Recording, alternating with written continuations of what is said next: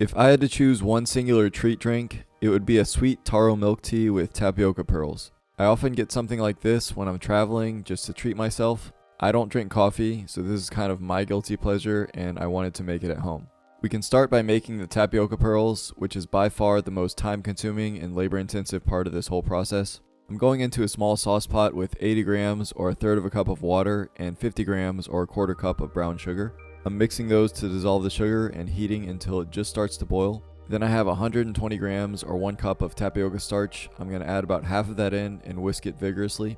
You can cut the heat at this point, and once it's mostly cohesive, you can add the rest of the starch. Continue to whisk quickly to try to dissolve everything, and then you can turn it out on your counter so it doesn't overcook.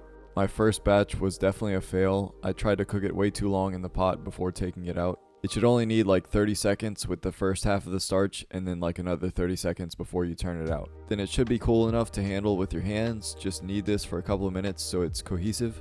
Then I tuck the ends under it and smooth it out until it's a nice ball. And then at this point, you can start to roll it out until it's a long and thin log. I try to get this to an even thickness of about a half an inch. You kind of want to do this all pretty quickly because the heat will dissipate pretty quickly into the countertop and your dough is going to be less malleable. But with the amount of tapioca balls that you're going to make, I don't see how anyone can do this fast enough before it cools off. But I have my bench scraper and I'm just cutting this into even small sized balls. Just try to make it an even cut, try to make it kind of like a square based on the thickness of the log. Then comes the long and very annoying process of rolling these all into a ball shape.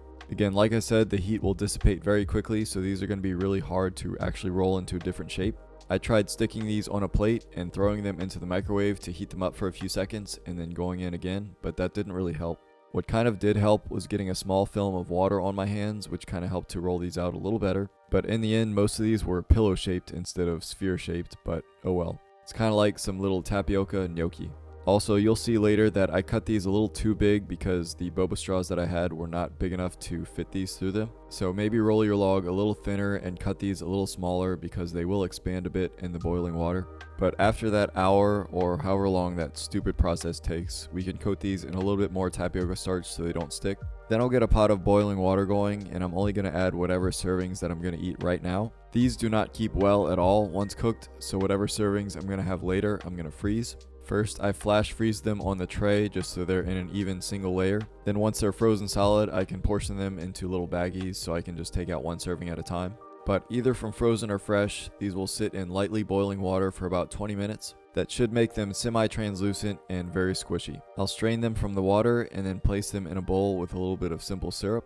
This will keep them from sticking and also sweeten them. The full amount of syrup is just equal parts of brown sugar and water. I did like a half cup of each. I just mix those to dissolve over medium-low heat and keep stirring for about 5 to 10 minutes to slightly reduce it. And this will make enough for all 4 portions of the tapioca pearls. But I'll dump a quarter of that over these pearls and mix that together until I need them. The rest of this process is not too hard. I'm just going to brew some black tea. That involves boiling 6 cups of water and taking that off heat and adding 6 black tea bags. That just needs to brew for 3 to 5 minutes and then I can remove those and that's black tea. I probably added like a quarter cup of sugar just to slightly sweeten this among everything else that's going to be sweet.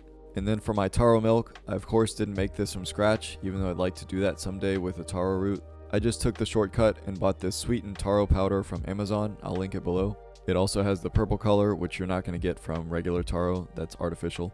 But this is like 3/4 of a cup or 4 ounces of the powder, which is perfect for this amount of servings. I have 6 cups of whole milk that I'm going to add to a bowl and then add this powder. I'm just using my immersion blender with my whisk attachment to combine all this for a few minutes. This is probably sweet enough, but I'm going to add a little bit of condensed milk, maybe 2 tablespoons, just for a little bit of creaminess. This is just a really nice taro milk. You can just have this on its own, but I wouldn't recommend it because that powder is kind of expensive. But to assemble our glass, we'll start with our tapioca pearls at the bottom along with their syrup. You want those under the ice so the straw goes straight to them when you put it in.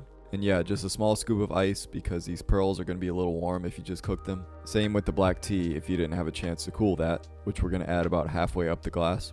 And then we can just top off the rest with our sweet taro milk. I love that effect that milk has with tea when you mix them. So really not bad at all, besides making the pearls yourself, which I think you can buy these at the grocery store already made. But it was a fun process to do this myself for once, to make a drink that I really love getting. But let's see how I did. Let's get to the taste test. So it's kind of a lot of work to get to a refreshing drink like this. But if you're a hobbyist or you enjoy being in the kitchen like me, then it's worth doing at least once. And most of that work can be mitigated anyway if you just buy some pre-made pearls. But again, I had to do it once. It's been something on my mind for a long time, so I'm glad I did this. But hopefully some of these pearls fit through the straw. Let's get in with the taste test. Cheers.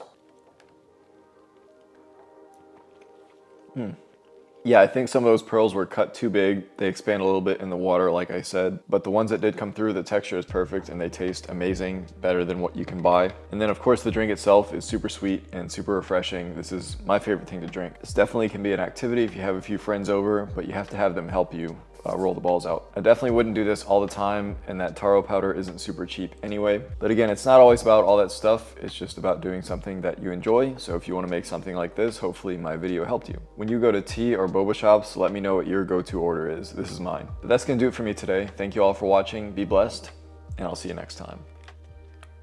Unfortunately, I get to drink 4 of these over the next 4 days.